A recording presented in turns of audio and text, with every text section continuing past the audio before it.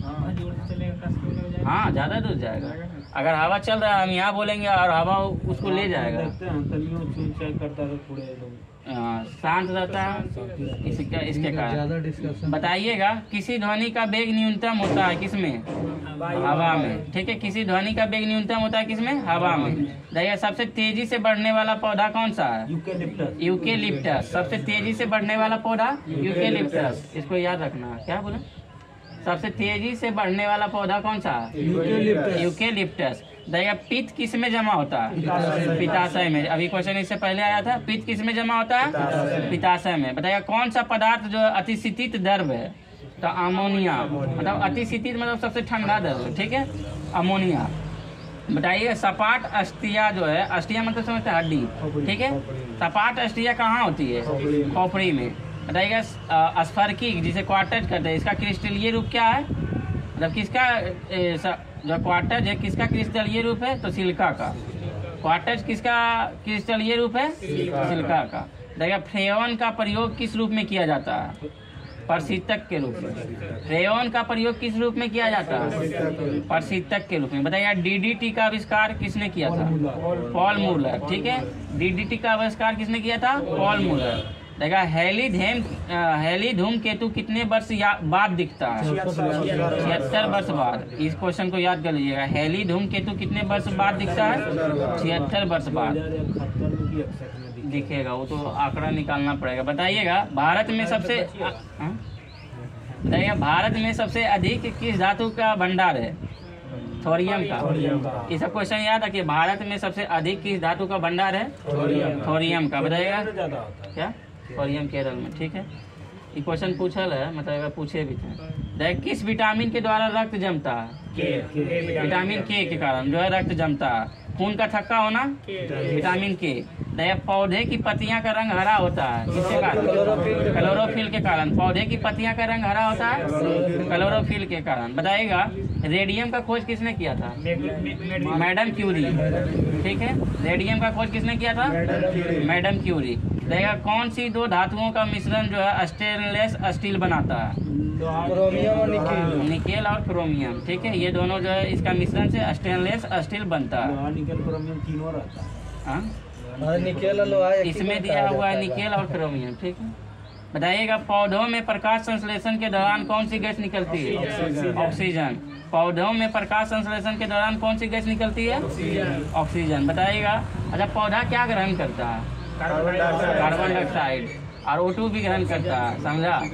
ऐसा नहीं है कि O2 ग्रहण नहीं करता, ऑक्सीजन भी ग्रहण करता है। लेकिन प्रकाश संश्लेषण के दौरान ऑक्सीजन जो है छोड़ता है रात में। हाँ, लेकिन रात में नहीं, मतलब हर टाइम ऑक्सीजन वो ग्रहण करता है। ऐसा नहीं कि ऑक्सीजन नहीं छोड़ता है। ज्यादा मात्रा कम। लेकिन एगो मरीज है जो देखिए ऑक्सीजन जब प्रकाश संश्लेषण होगा तब ऑक्सीजन छोड़ेगा। प्रकाश संश्लेषण मतलब जब धूप उगेगा तभी प्रकाश संश्लेषण होगा।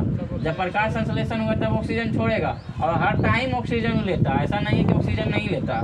वृक्ष भी जो है ऑक्सीजन लेता है जिस तरह हम लोग ऑक्सीजन लेते हैं, कम मात्रा में लेता है। बताइएगा जरत का नियम किसने दिया था? गैलीलियो ने। ठीक है, और उसके बाद तापमान जिस पर गैस का आयतन शून्य हो जाता है क्या कहलाता है? तापमान जिस पर गैस का आयतन शून्य हो जाता है क्या कहलाता है? परम शून्य तापमान। ठीक है, बताइए खुले फ्यूज का प्रतिरोध होता है अनंत। खुले फ्यूज का प्रतिरोध अनंत होता है। ठीक है, और ये रेलवे समान अध्ययन से पूछ देते हैं। इसमें जो है अगर आंसर डायरेक्ट हिट नहीं कर पा रहे हैं लेकिन रिवाइज योर सेल्फ में जो है पता चल जाएगा कि कितना याद है। डाटा बहुत दिया रहता है लेकिन जब रिवाइज योर सेल्फ में टेस्ट दीजिएगा तब पता चलेगा कि आप लोगों को कितना याद है। देखिएगा अल्फांसो एवं आम्रपाली जो है किसकी प्रजाति है? आम की प्रजाति कौन कौन है? और आम्रपाली। ठीक है, बताइएगा आम्रपाली जो है किसका संकरण है? दशहरी नीलम का संकरण है। ठीक है, आम्रपाली किसका संकरण है? दशहरी नीलम का। इसको ध्यान से सुनिएगा, याद होगा लेकिन आप बोल नहीं पाइएगा बहुत सारा वर्ड ऐसा। दया जो है गेहूं तथा राई का संकरण कौन सा है? ट्रिटिकेल। ठीक है, ट्रिटिकेल गेहूं तथा राई का संकरण है। अब बताइएगा पोमेटो जो है किसका संकरण है? आलू और टमाटर का। ठीक है, पोमेटो यानी टोमेटो ऐसे करके रखना याद है। पोमेटो किसका संकलन है? आलू और टमाटर का। और ट्रिटिकेल गेहूं तथा राई का। रहेगा ट्रिटिकेल की उत्पत्ति किस देश में हुई? स्वीडन में। ट्रिटिकेल की उत्पत्ति स्वीडन में हुई।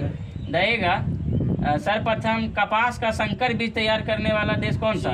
भारत। सर्वप्रथम कपास संकर बीज मतलब उन्नत बीज, अच्छे किस्म का बीज। तो सर्वप्रथम कपास का संकर बीज तैयार करने वाला कौन सा देश है? भारत। बताइए गन्ना का जो है लाल सड़न रोग किसके कारण होता है? फफूंदी के कारण। गन्ना में जो है लाल सड़न रोग किसके कारण होता है? फफूंदी के कारण। अब बताइएगा मटर में जो है मांस रोग किसके कमी के कारण होता है? मैग्नीज के कारण। मटर में मांस रोग किसके कमी से? मैग्नीज के कमी से।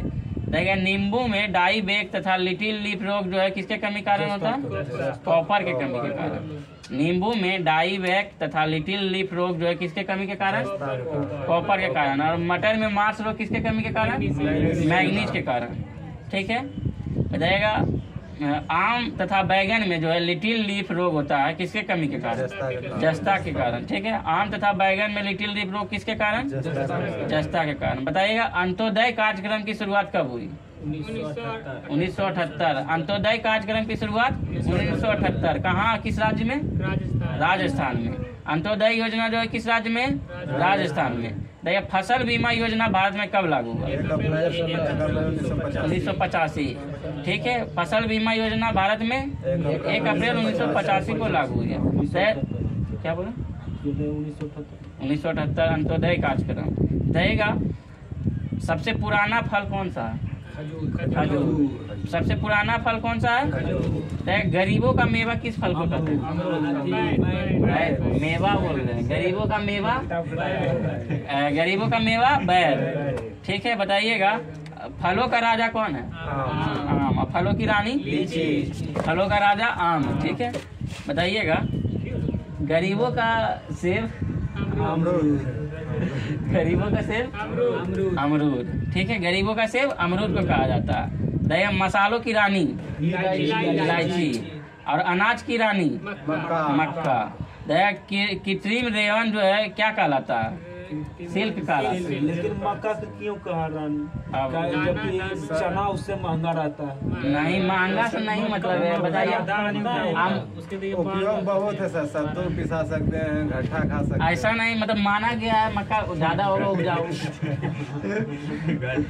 ठीक है। बताइएगा से कृत्रिम रेवन जो है क्या कहलाता है?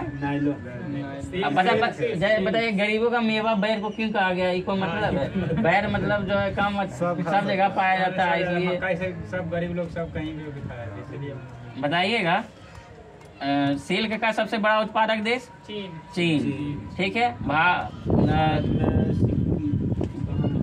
बताइए सिल्क का सबसे सिल्क इलेक्ट्रॉनिक सिटी या सिलिकॉन सिटी? Silicon city. ये सिल्क अलग है, सिलिकॉन सिटी अलग होगा। ठीक है। बताइएगा डॉक्टर बी पॉल जो है भारत में किसके पिता कहे जाने लगे? गुलाब का पिता। ठीक है। मतलब गुलाब का पिता कौन भारत में कहते हैं? Doctor B Pal. ठीक है। Doctor B P Pal. ठीक है। बताइए भारतीय बागवानी अनुसंधान संस्थान क्या हुआ? ठीक है। ठीक है। भारतीय बागवानी अनुसंधान संस्थान कहाँ है?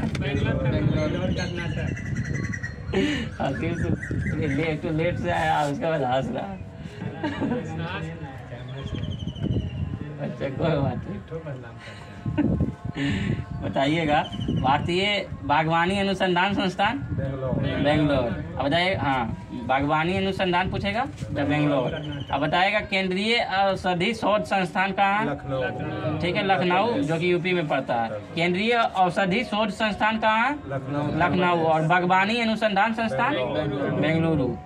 बताइएगा भारतीय लाख अनुसंधान संस्थान नामकुम जो कि रांची में।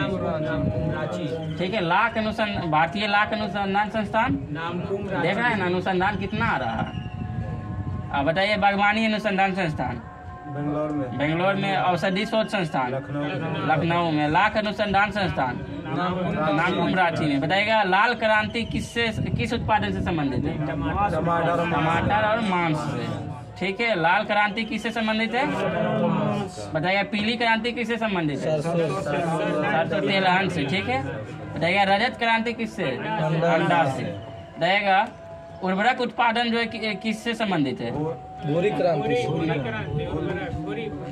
क्रांति से क्रांति से उर्वरक उत्पादन संबंधित है, ठीक है। क्रांति से भूरी क्रांति से जो है उर्वरक क्या उर्वरक उत्पादन से संबंधित है, मतलब ठीक है। जितने उर्वरक संपादन से कौन सा क्रांति संबंधित है भूरी क्रांति। बताइएगा बादामी क्रांति से कौन सा संबंधित है मसाला, ठीक है। बादामी क्रांति से और बताइए पेट्रोलियम किस क्रांति से संबंधित है ठीक है। पेट्रोलियम कृषि क्रांति से। तो क्रांति जितना भी है सब एक बार फिर सुन लीजिए। बताइए लाल क्रांति किससे और पीली क्रांति तिलहन से और रजत क्रांति और भूरी क्रांति उर्वरक उत्पादन। उर्वरक उत्पादन मतलब समझ रहे खाद जितना भी उर्वरक उसे कहते हैं, ठीक है। उर्वरक उत्पादन से। बताइएगा बादामी क्रांति मसाला से और कृषि क्रांति पेट्रोलियम से, ठीक है। बताइएगा गुलाबी क्रांति किससे है झींगा और मछली उत्पादन से। गुलाबी क्रांति हाँ इस सेट में गुलाबी क्रांति झींगा और मछली उत्पादन से। गोल क्रांति आलू से, ठीक है। गोल क्रांति आलू से। बताइए भारतीय गन्ना शोध संस्थान कहाँ स्थित है कोयम्बटूर, ठीक है। भारतीय जो है गन्ना शोध संस्थान कहाँ है कोयम्बटूर और आलू शोध संस्थान कहाँ शिमला। अब बताइएगा भारत का बगीचा किस शहर को कहते हैं बेंगलुरु को, ठीक है। भारत का बगीचा किस शहर को बंगलुरु को। बताइए बगीचों का शहर किसे कहते हैं कपूरथला, ठीक है। बगीचों का शहर कपूरथला। भारत का बगीचा बेंगलुरु, ठीक है। भारत का बगीचा और बगीचों का शहर कपूरथला कहाँ पड़ता है केरल में पंजाब में बताइएगा कोई बात नहीं याद होगा। तो चावल या धान का कटोरा किस राज्य को कहते हैं छत्तीसगढ़। चावल या धान का कटोरा चीनी का कटोरा यूपी। चीनी का कटोरा बताइए। भारत का अन्न भंडार कौन सा राज्य कहलाता है भारत का अन्न भंडार पंजाब। भारत का अन्न भंडार पंजाब। भारत में गेहूं की टोकरी हरियाणा। भारत में गेहूं की टोकरी हरियाणा। उत्पादन करता ज्यादा यूपी। उससे मतलब नहीं है ज्यादा प्रति हेक्टेयर ज्यादा कौन उत्पादित करता है हरियाणा पंजाब। हरियाणा पंजाब दोनों सटा हुआ है, लेकिन टोकरी मतलब उपाधि दिया गया है जैसे सब चीज का दिया जाता है उस तरह जो है हर राज्य को अलग अलग उत्पादन के मामले में बोलेगा तो यूपी जाएगा। अब बताइए चावल सबसे ज्यादा कहाँ हो चावल सबसे ज्यादा कहाँ हो किस राज्य में पश्चिम बंगाल में, लेकिन छत्तीसगढ़ क्यों दिया गया ऐसा नहीं है मतलब दिया गया। भारत की गेहूं की टोकरी हरियाणा। बताइएगा अंगूर का बगीचा नासिक, ठीक है। अंगूर का बगीचा नासिक। विश्व का पहला जो है कहवा पात्र किस देश को कहा जाता है कर्नाटक ब्राजील को। विश्व में पूछ रहे हैं ब्राजील को, ठीक है। रहेगा ब्राजील का जो है कॉफी के बगान में क्या कहते हैं मतलब ब्राजील में कॉफी को बगान को क्या कहते हैं फेजेंडा, ठीक है। करेंट अफेयर्स पढ़ते होंगे तो ब्राजील के बारे में चर्चा की है, ठीक है। सेंटोस द्वीप कहाँ मतलब कॉफी का मतलब एक बंदरगाह उसे कौन सा बंदरगाह कहते हैं सेंटोस बंदरगाह, ठीक है। हम ब्राजील के बारे में बहुत चर्चा किए हैं अभी करेंट अफेयर्स जब पढ़ा रहे थे। तो ये लौंग का द्वीप जो है कहाँ लौंग का द्वीप किसे कहते हैं जंजीबार को कहा जाता है। लौंग का द्वीप जंजीबार को कहा जाता है। मसालों का बगीचा किस राज्य को केरल को। मसालों का बगीचा बताइएगा। चावल का कटोरा जो है किस डेल्टा क्षेत्र को कहते हैं मैंग्रोव वन सुंदरबन डेल्टा होगा ये होगा। कृष्णा और गोदावरी डेल्टा क्षेत्र को जो है चावल का कटोरा कहा जाता है। बताइएगा किसान का मित्र पहले क्वेश्चन सुनिए किसान का मित्र और प्रकृति का हलवा केचुआ। देखिए केचुआ जो है भुरभुरा देता है जमीन को इसलिए उसे प्रकृति का हलवा कहते हैं, ठीक है। और किसान का मित्र इसलिए कहते हैं क्योंकि जुताई करने में आसानी करता है केचुआ। तो मिट्टी की उर्वरकता बनाए रखने के लिए कौन सी पद्धति अपनाई जाती है तो फसल चक्र, ठीक है। हर बार जो है फसल अलग अलग प्रकार की बुआई करते हैं जिससे जो है मिट्टी की उर्वरकता बनी रहती है। पौधों में पत्तों के पृष्ठ पर पर पाए जाने वाले लघु छिद्रों को क्या कहते हैं? रंध्र, ठीक है, या स्टोमेटा इंग्लिश में, ठीक है। पौधे के पत्तों को पृष्ठ पर पाए जाने वाले लघु या छोटे छिद्रों को क्या कहते हैं? रंध्र। बताइएगा, बिना बीज के फलों को विकसित करने की प्रक्रिया क्या कहलाता है? Tissue culture. बिना बीज के फलों को विकसित करने की प्रक्रिया टिश्यू कल्चर। तो वृक्षों की मृत काष्ठ को क्या कहते हैं? हद काष्ठ, ठीक है। वृक्षों की मृत काष्ठ को क्या कहते हैं? हद काष्ठ। बीजों के अध्ययन क्या कहलाता है?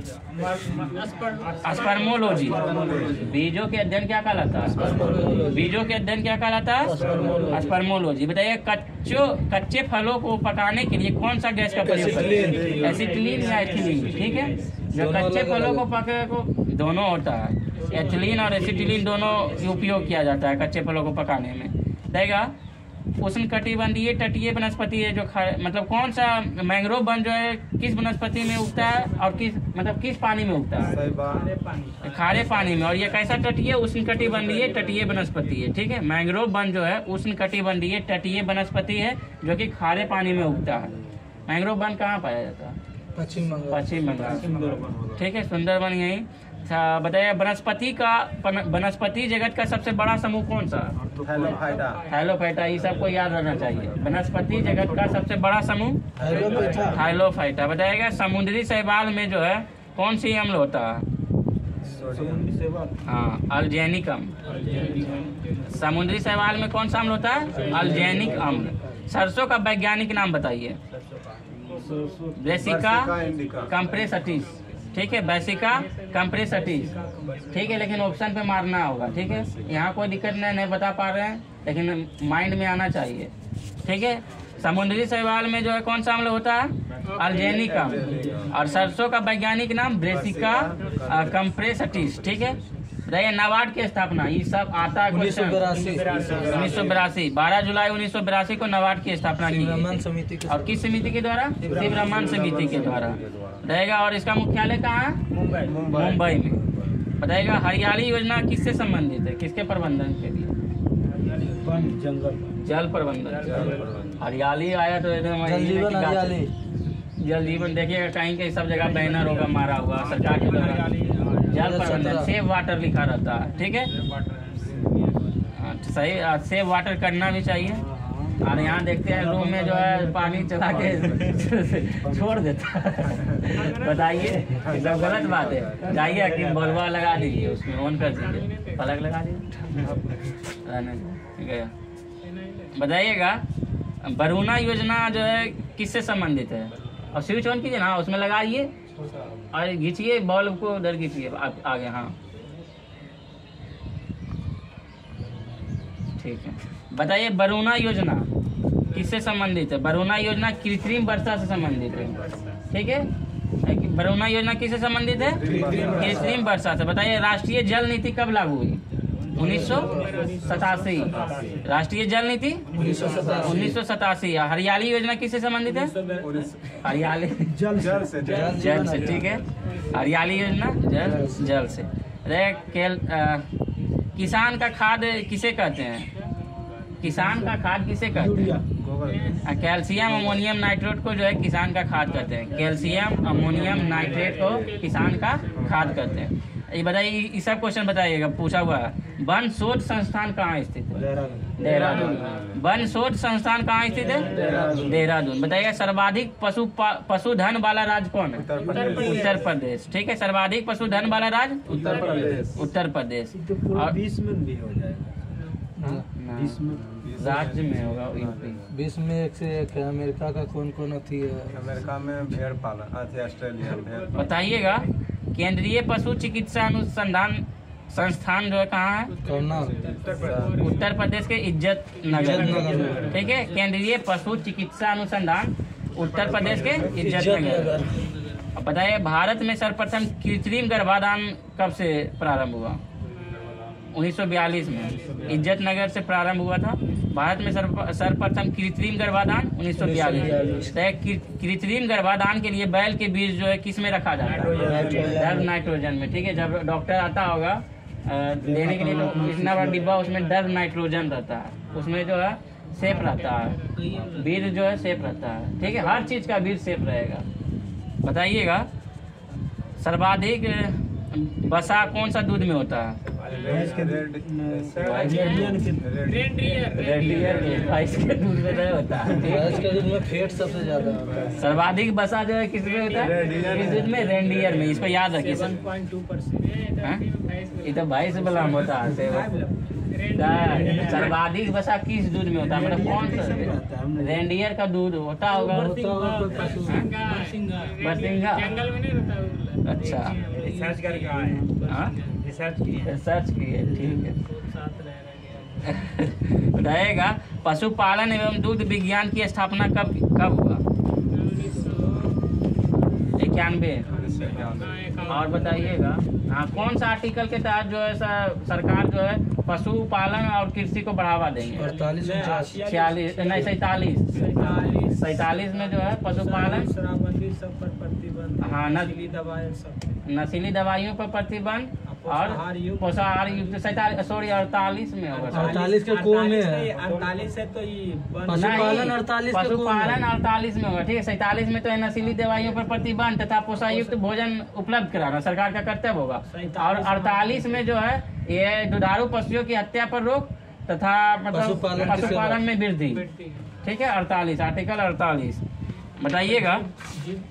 सब कुछ पर्यावरण संरक्षण वो तो 49 राष्ट्रीय में तो राष्ट्रीय 48 से को में है वन जीव तथा रक्षा करना, वन जीवों तथा स्मारकों की रक्षा नहीं, स्मारकों तो 49 में हो जाएगा। वन जीवों की रक्षा करना 48 के को में, और दुधारू पशुओं की हत्या पर रोक तथा कृषि में और पशु में वृद्धि करना 48 में। नशीली दवाइयों पर प्रतिबंध 27 में, जिसमें 47 में पोषायुक्त भोजन करवाना, ठीक है।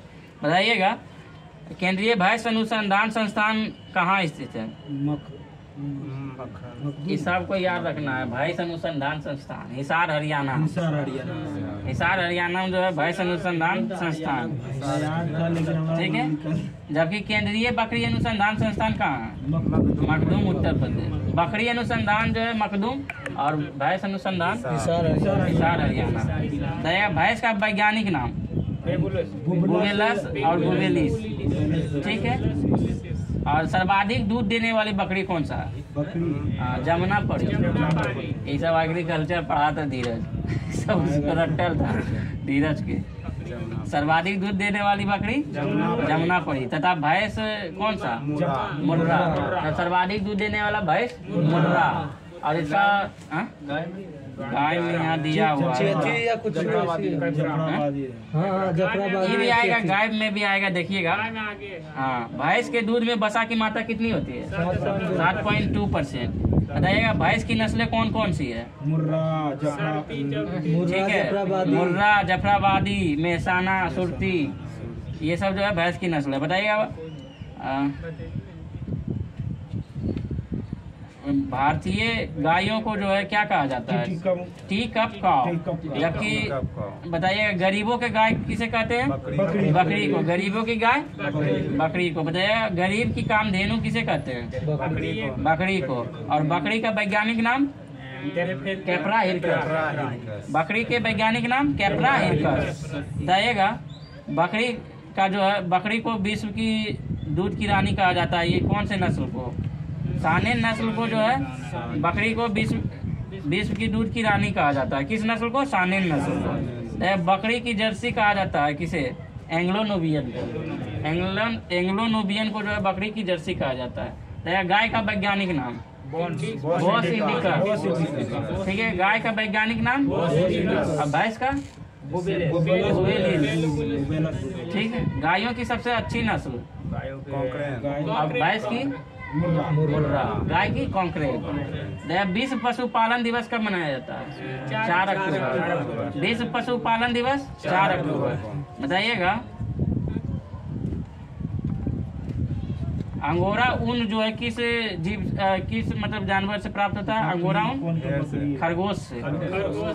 अंगोरा ऊन खरगोश से। और पश्मीना ऊन बकरी से। अंगोरा ऊन खरगोश से और पश्मीना ऊन बकरी से, याद रखिएगा। देश भर में जो है गाय की कुल कितनी नस्ल है? बेस 32 और भैंस की 7 और बकरी की। ठीक है, गाय भारत में जो है कुल गाय की नस्ल 32 और भैंस की 7 और बकरी की 21। ठीक है, बताइएगा बच्चों वाली गाय को क्या कहते हैं? डैम कहते हैं। बच्चों वाली गाय को क्या कहते हैं? बताइएगा भैंस की गर्भावधि मतलब कितना दिन में होता है? 310 दिन। और बकरी का 150 और ऊँट का 365 से 400। ठीक है, भैंस का 310 और बकरी का 150 दिन और ऊँट का 365 से 400 देगा। 150 बताइएगा एंथ्रेक्स रोग जो है किस में पाया जाता है? गाय तथा भैंस में। एंथ्रेक्स रोग गाय तथा भैंस में। बताइएगा रानी खेत जो मुर्गियां हैं एक वायरस है, ये कौन सा वायरस है? रानी खेत मुर्गियों का एक वायरस है। ठीक है, रानी के मतलब मुर्गियों का एक वायरस कौन सा है? रानी खेत, जो किससे होता है? न्यूकैसल रोग से। ठीक है, जो कि विषाणु जनित रोग है। बताइए मुर्गी का वैज्ञानिक नाम? गैलस डोमेस्टिक्स। मुर्गी का वैज्ञानिक नाम गैलस डोमेस्टिक्स। बताइए मुर्गी का अंडे का औसत भार कितना होता है? 55 ग्राम। मुर्गी के अंडे में प्रोटीन की कितनी प्रतिशत होती है? 12%। बताइए मधुमक्खी का एक प्रमुख नस्ल? मधुमक्खी का एक प्रमुख नस्ल सारंग। हाँ, मधुमक्खी की मध में शर्करा कितनी %? 78%। भेड़ का वैज्ञानिक नाम?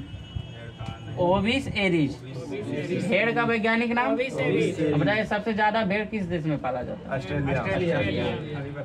ठीक है, मधुमक्खी के मध की शर्करा 78% होती है और भेड़ का वैज्ञानिक नाम ओविस एरिज। भेड़ का कार्यकाल लगभग कितने दिन में? गर्भकाल कितने दिन? 150 दिन में। भेड़ का गर्भकाल लगभग 150 दिन में होता है। बताइएगा सबसे पहला क्लोन्ड स्तनधारी कौन सा है? भेड़, जो कि इसका नाम क्या है? डॉली। बताइएगा सर्वाधिक भेड़ों जो है किस देश में पाई जाती है? ऑस्ट्रेलिया। बताइएगा सबसे ज्यादा ऊन प्रदान करने वाली भेड़ कौन सा है? मेरिनो भेड़। सबसे ज्यादा ऊन प्रदान करने वाली भेड़ मेरिनो भेड़। बताइए कुत्ता का वैज्ञानिक नाम? कैनिस फैमिलीरिस। कुत्ता जो है फैमिली में रहता है, फैमिलीरिस, कैनिन फैमिलीरिस। इसको याद कर लीजिएगा इस तरह से। मतलब कुत्ता को सभी लोग पालता है तो फैमिली के बीच रहता है, तो कैनिन फैमिलीरिस इस तरह याद रखिएगा। कुत्ता पालना रिस्क है, इसलिए कैनिन रिस्क। ठीक है, ये भी सही है। कुत्तों में जो है गुणसूत्रों की संख्या 78। कुत्तों में गुणसूत्रों की संख्या 78। बकरी के मांस को क्या कहते हैं? मटन या शेवन। ठीक है, गाय की मांस को बीफ। गाय के मांस को बीफ। हिंदी में वो यहाँ मतलब आप ई लैंग्वेज में होता है गोश्त, लेकिन बीफ बोला जाता है। ठीक है, और हिरन की मांस को वेनिसन। ठीक है, हिरन की मांस को वेनिसन। बताइएगा सुअर की मांस को पोर्क। सुअर की मांस को ठीक है, और कुछ बोला जाता है? बोल दो। बताइएगा सुअर की 2 नस्ल जो है प्रमुख नस्ल बताइए। सुअर की 2 नस्ल बताइए। सुअर की 2 नस्ल बताइए आप लोग। लाइट हो गया। सुअर की 2 नस्ल बताइए ना। काला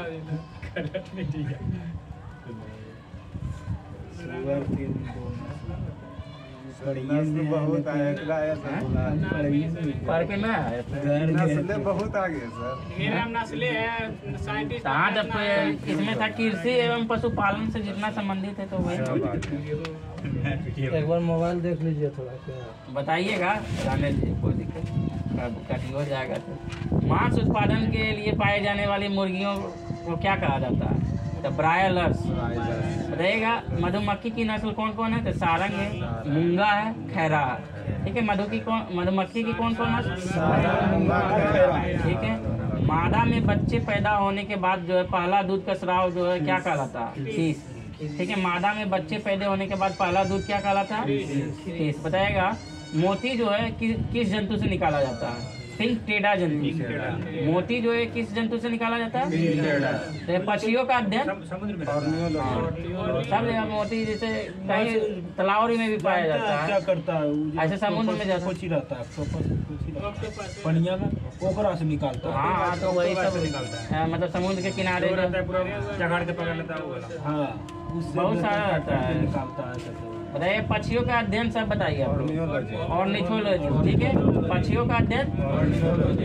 इसको किस तरह याद रखना, मतलब उड़ जाता है और ऑर्निथोलॉजी, उड़ जाता है इसलिए ऑर्निथोलॉजी, पक्षियों का अध्ययन ऑर्निथोलॉजी। अब बताइए कीटों का अध्ययन एंटोमोलॉजी, ठीक है, कीटों का अध्ययन एंटोमोलॉजी। बताइएगा जीव जातियों नामाकरण। स्तनधारियों की सबसे बड़ी आंख कौन सा? हिरण को। स्तनधारियों में सबसे बड़ी आंख तथा जंतुओं में शुतुरमुर्ग, ठीक है, ऑस्ट्रिच जिसे कहते हैं। तो मच्छरों का समूह को क्या कहते हैं? स्वार्म। मच्छरों के समूह को स्वार्म। और मछलियों के अध्ययन को क्या कहते हैं? इक्तियोलॉजी। मछलियों के अध्ययन इक्तियोलॉजी। बताइएगा तितलियों का अध्ययन लेपिडेटियोलॉजी, ठीक है। और मछलियाँ जो है किस वर्ग में आते हैं? फिशीज वर्ग, ठीक है। मछलियाँ किस वर्ग में आते हैं? फिशीज वर्ग में, ठीक है। अगला क्वेश्चन बताइएगा मछलियों में होने वाला सफेद रोग किसके कारण होता है? प्रोटोजोआ से, ठीक है। मछलियों में सफेद रोग किसके कारण? प्रोटोजोआ से। मकड़ियों का अध्ययन क्या कहलाता है? एरियनोलॉजी, ठीक है, एरेनियोलॉजी, ठीक है। मकड़ियों का अध्ययन एरेनियोलॉजी। अंडा का बाहरी खोल तथा शंख जो है किससे बना है? कैल्शियम कार्बोनेट से। अंडा का बाहरी खोल किससे? शंख किससे? कैल्शियम कार्बोनेट से। शंख और अंडा का खोल दोनों जो है कैल्शियम कार्बोनेट से। अब पूछ देते हैं एनसीईआरटी।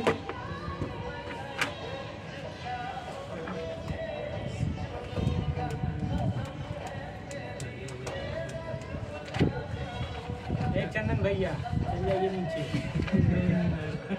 तुमको कुछ कर रहा है? हवा लग रहा है, सुन भी रहे हैं,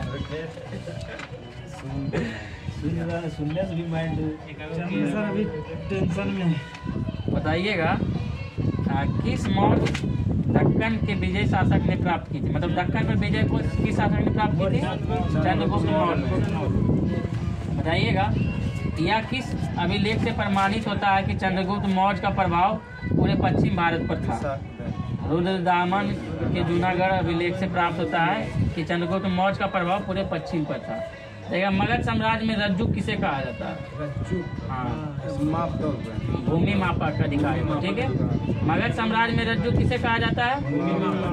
भूमि मापक को। देखिए ब्राह्मी लिपि का प्रथम पहचान किस उत्कीर्ण अक्षरों से की गई है? चट्टानों पर, पत्थरों की पट्टियों पर, ठीक है। ब्राह्मी लिपि का प्रथम पहचान किस उत्कीर्ण अक्षरों से की गई है? पत्थर की पट्टियों पर। सम्राट से दाएं लिखा जाता है ना, ब्राह्मी से बाएं, बाएं से दाएं। हाँ, बाएं से दाएं। देखिए सम्राट अशोक का शिलालेख जो है कहाँ से प्राप्त हुआ? शाहबाज गाड़ी से प्राप्त हुआ है। सम्राट अशोक का शिलालेख शाहबाज गढ़ी से प्राप्त हुआ है। यह स्थान कहाँ स्थित है? शाहबाज गढ़ी, पेशावर, पाकिस्तान में, ठीक है। अशोक का शिलालेख शाहबाज गाड़ी से प्राप्त हुआ है जो कि पाकिस्तान में स्थित है। देखिए अशोक के शिलालेखों में प्रयुक्त भाषा कौन सी है? प्राकृत भाषा, ठीक है। प्राकृत भाषा जो है जैन धर्म का भाषा प्राकृत था और बौद्ध धर्म का पाली। उसके बाद देखिएगा अशोक ने बौद्ध होने के बाद हिंदू धर्म में आस्था नहीं छोड़ी। इसका प्रमाण किससे मिलता है? तो देवनाम प्रियदर्शी से, इसमें देवों का प्यारा इसमें उपनाम है, ठीक। अशोक जो है बौद्ध धर्म अपनाने के बाद भी जो है हिंदू धर्म को नहीं छोड़ा था, ठीक। मतलब उनके आस्था नहीं छोड़ा था। किससे प्रमाण मिलता है? देवनाम प्रिय से। प्राक अशोक ब्राह्मी लिपि का पता किस स्थान से चलता है? तो श्रीलंका स्थित अनुराधापुर से, ठीक है। प्राक अशोक ब्राह्मी लिपि का पता किस स्थान से चलता है? अनुराधापुर से। बताइए सारनाथ स्तंभ का निर्माण किसने करवाया? अशोक ने। सारनाथ स्तंभ का निर्माण देखिए भारतीय उपमहाद्वीप का प्रथम शासक कौन था जिसने अभिलेखों के माध्यम से शासन देश जारी किया? अशोक। वह कौन सा स्तंभ है जिसमें अशोक को स्वयं को मगध का सम्राट बताया? अशोक खुद को जो है मगध का सम्राट बताया कौन से स्तंभ में? भाबरू स्तंभ में। भाबरू स्तंभ कहाँ है? राजस्थान में। ब्राह्मी लिपि किसमें मतलब ब्राह्मी लिपि में लिखे अशोक के शिलालेखों को सर्वप्रथम किसने पढ़ा? जेम्स प्रीसेंस। ठीक है, ब्राह्मी लिपि को सबसे पहले कौन पढ़ा? जेम्स प्रीसेंस। कब पढ़ा था ये? 1837 या 51 होगा, नहीं ईस्वी में। हाँ, देखा अशोक के इसमें पढ़ा, मतलब पढ़ा गया कब? जेम्स प्रीसेंस के द्वारा 1837 या 51 देख लेंगे। देखा गुर्जरा लघु शिलालेख कहाँ स्थित है? मध्य प्रदेश। गुर्जरा लघु शिलालेख मध्य प्रदेश। अब बताइएगा भाबरू स्तंभ अभिलेख राजस्थान। ठीक है, बताइए मौर्य काल में भूमि कर जो है, जो कि राज्य की आय का मुख्य स्रोत था। मौर्य काल में भूमि कर जो है राज्य की आय का मुख्य स्रोत था, जो कि इसका अधिकारी मतलब किस अधिकारी द्वारा एकत्रित किया जाता था? शीर्षाध्यक्ष। मध्य प्रदेश में स्थित सांची के स्तूप का निर्माण किस मौर्य शासक ने करवाया? अशोक। सांची का स्तूप किसने निर्माण करवाया? अशोक ने। मौर्य राजवंश के शासकों द्वारा सुदूर देशों जैसे सीरिया एवं मिस्र के साथ राजकीय संबंध था। मतलब मौर्य राजवंश के शासक द्वारा जो है सीरिया एवं मिस्र से भी संबंध था उस टाइम। उत्तराखंड में सम्राट अशोक के शिलालेखों में एक प्रति किस स्थान से प्राप्त हुई है? तो कालसी से। ठीक है, प्रसिद्ध यूनानी राजदूत मेगास्थनीज भारत में किसके दरबार में आया? चंद्रगुप्त मौर्य। मेगास्थनीज का पुस्तक इंडिका। ठीक है, बताएगा विभाग और अधिकारी। कृषि विभाग का अध्यक्ष कौन थे? सीताध्यक्ष। कृषि विभाग का अध्यक्ष और खानों का अध्यक्ष अकराध्यक्ष। मुद्रा विभाग का अध्यक्ष लक्षणाध्यक्ष। व्यापारिक कर का प्रधान शुल्काध्यक्ष। और पासपोर्ट विभाग का अध्यक्ष मुद्राध्यक्ष। और व्यापारिक मार्ग का संस्थाध्यक्ष। ठीक है, रहेगा अशोक के शिलालेख और खोजकर्ता। धौली अभिलेख कौन खोजे थे? किट्टो। भाबरू शिलालेख कैप्टन बर्थ। और बराबर नागा अर्जुन की गुफा Harrington. Delhi Topra captain Polier. Delhi Meerut T Pensler. Delhi Meerut T Pensler. Mansehra अभिलेख कैप्टन ले। कालसी शिलालेख जॉन फॉरेस्ट। रुमनी देई फेरर। और जौगुर अभिलेख सर वाल्टर हिलियर। गिरनार अभिलेख गुजरात में तो है। ठीक है, लेकिन हम पूछ रहे हैं खोज करता कोई बात नहीं, पूछता है नहीं, लेकिन ये सब आएगा मतलब पीसीएस एग्जाम में ये सब पूछ देता है। लेफ्टिनेंट कर्नल टार। शाहबाज गाड़ी एक फ्रांसीसी अधिकारी खोजा था। ठीक है, शाहबाज गाड़ी कहाँ है?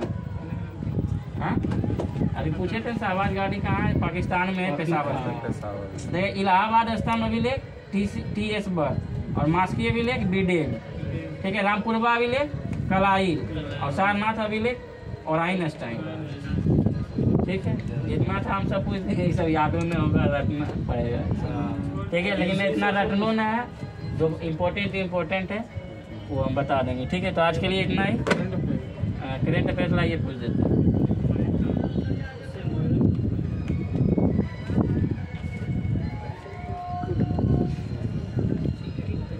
बताइएगा हाल ही में प्रारंभ होने, ये देखिए विश्व में सबसे पहली ऊंची खगोलीय वेधशाला है, इसलिए इसको याद करना है। हाल ही में प्रारंभ में होने वाली विश्व की सबसे ऊंची खगोलीय वेधशाला कहाँ स्थित की है? चिली में। ठीक है, चिली कहाँ पड़ता है? दक्षिणी अमेरिका महाद्वीप में। ठीक है, बताइएगा हाल ही में HIV वैक्सीन का सफल परीक्षण कहाँ हुआ? USA में। मतलब क्या बोला, ऑप्शन दे देंगे। बताइएगा हाल ही में राष्ट्रीय आतंकवाद विरोधी दिवस कब मनाया जाता है? ऑप्शन देते हैं। ठीक है, 18 मई, 19 मई, 20 मई, 21 मई। 21 मई को जो है राष्ट्रीय आतंकवाद विरोधी दिवस मनाते हैं। बताइएगा हाल ही में एलोन मस्क ने अपनी स्टारलिंक उपग्रह इंटरनेट सेवा कहाँ प्रारंभ की है? Singapore, Indonesia, Myanmar, Sri Lanka. Indonesia. Elon Musk की कंपनी कौन सा है? टेस्ला। ठीक है, ये जो है एलोन मस्क ने अपनी स्टारलिंक उपग्रह इंटरनेट सेवा कहाँ प्रारंभ की है? इंडोनेशिया। वियतनाम के अगले राष्ट्रपति पद पर किसे नामित किया गया? To LAN. वियतनाम के अगले राष्ट्रपति पद पर किसे नामित किया गया? टू लैन। देखा वर्ष 2029 में AFC महिला एशियाई कप मेजबानी करने वाला पहला मध्य एशियाई देश कौन सा है? उज्बेकिस्तान। और 2026 में कौन करेगा? ऑस्ट्रेलिया। ठीक है, 2026 में AFC महिला एशियाई कप कौन करेगा? एशियाई नहीं, मतलब 2026 में AFC महिला का जो मेजबान देश कौन होगा? ऑस्ट्रेलिया। और 29 में उज्बेकिस्तान। बताइएगा हाल ही में गृह मंत्रालय ने साइबर क्राइम के किस नए रूप के बारे में चेतावनी जारी की है? तो सिम स्वाइप या रैनसमवेयर या डिजिटल अरेस्ट या साइबर जासूसी? Digital arrest. ठीक है, हाल ही में चीन ने ताइवान को हथियार बेचने के कारण किस देश के कंपनियों पर प्रतिबंध लगा दिया? यूएसए की 3 कंपनी है, बोइंग है और जनरेशन कुछ ऐसे करके है, मतलब नाम बड़ा है, याद है लेकिन बोल नहीं पा रहा है। ठीक है, तो यूएसए की 3 कंपनियों जो है उस पर चीन बैन कर दिया है, प्रतिबंध लगा दिया है व्यापार करने से। तो हाल ही में 55 वर्ष की आयु में माउंट एवरेस्ट फतह करने वाली सबसे उम्रदार भारतीय महिला कौन है? ज्योतिया सत्रे, काम्या, ठीक है, ज्योति सत्रे, ठीक है, रात्रे, सॉरी ज्योति रात्रे। बताइएगा हाल ही में वर्ष 2024-25 के लिए भारतीय उद्योग परिसंघ के अध्यक्ष पद पर किसे चुना गया? संजीव पुरी। ठीक है, 10 क्वेश्चन पूछ दिए हैं। ठीक है, लो आज के लिए इतना ही। थैंक यू, जय हिंद। राष्ट्रपति इधर मर गया, ओमान रियासी। हाँ, ईरान का राष्ट्रपति।